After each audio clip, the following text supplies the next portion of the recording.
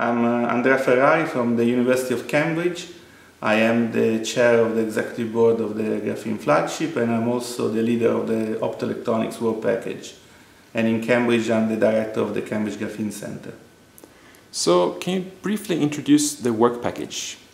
The Optoelectronics Work Package, as the name says, targets the interaction of graphene-related layered materials and hybrid systems with light, and how this interaction can be used in devices ranging from photodetectors to lasers to optical modulators to photovoltaic cells and so on and so forth.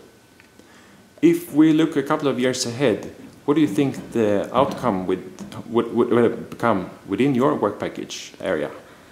The optoelectronics area is progressing very quickly, and we already have some very interesting results in terms of light detection, light modulation. So I think in the next 2 years we will see from the practical side some improvement in photovoltaic devices, and especially some detectors of light that can work over a variety of different frequencies, unlike what you can have in a standard semiconductor material that may work only at some specific frequencies.